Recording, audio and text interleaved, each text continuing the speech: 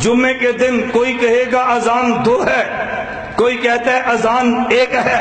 حضرت عثمان غنی کا فیصلہ ان التاذین الثانیہ یوم الجمعہ امر ابی عثمان حین کثر اہل المسجد، صحیح مسلم میں ہے۔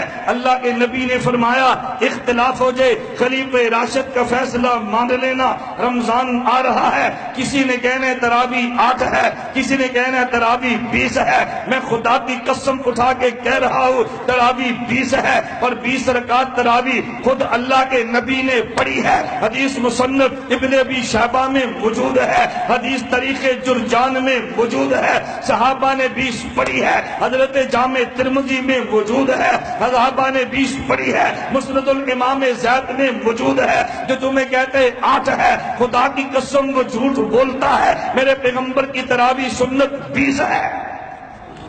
کتنی تراویح سنت ہے؟ 20 تراویح سنت ہے۔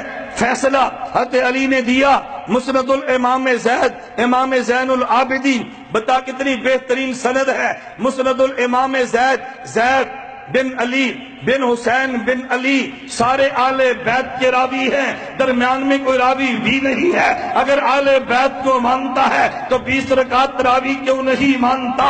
پھر کہہ دے جو 20 رکعت نہیں مانتا وہ نبی کا بھی دشمن ہے، صحابہ کا بھی دشمن ہے، آل بیت کا بھی دشمن ہے۔ جو بند والے نبوت کو بھی مانتے ہیں، صحابہ کو بھی مانتے ہیں، آل بیت کو بھی مانتے ہیں، تراویح بھی 20 مانتے ہیں۔ مسند الامام زید، کتاب کا نام یاد رکھ لو، مسند الامام زید کتاب کا نام ہے۔ حضرت علی کا فیصلہ تراویح 20 ہے۔ میں نے کہا ہم سنت بھی مانتے ہیں، بل جماعت صحابہ کو بھی مانتے ہیں۔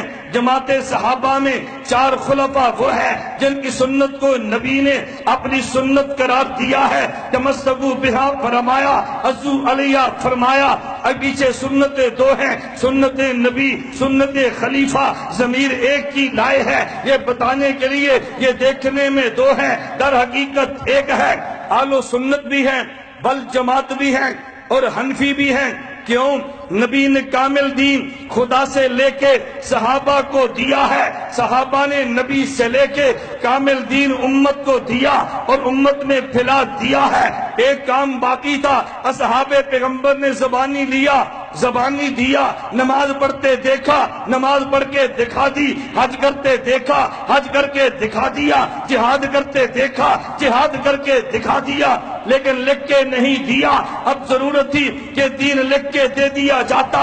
یہ کام اللہ نے جس انسان سے لینا تھا اس کو خواب کے ذریعے پہلے بشارت دی ہے۔ حضرت امام اعظم ابو حنیفہ، ان نے خواب دیکھا، میرے نبی کی مبارک ہڈیاں یہ بکھری پڑی ہیں، خواب دیکھی اور اٹھے کہ خواب دیکھی حضور پاک کی مبارک ہڈیاں بکھری پڑی ہے۔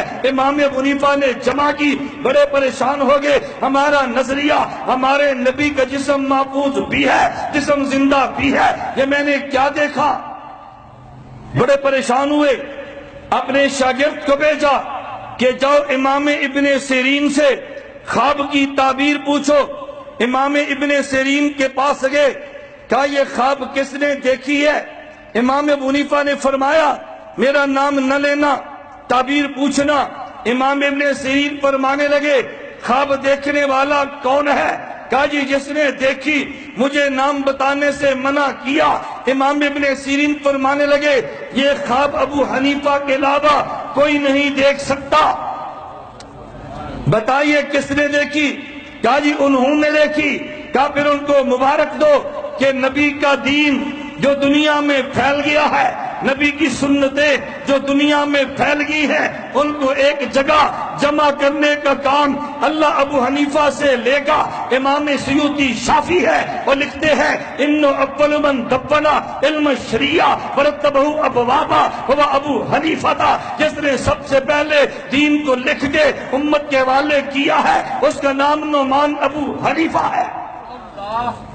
اب بتاؤ دین کامل دیا کس نے؟ بولو نا، نبی نے۔ پھیلایا کس نے؟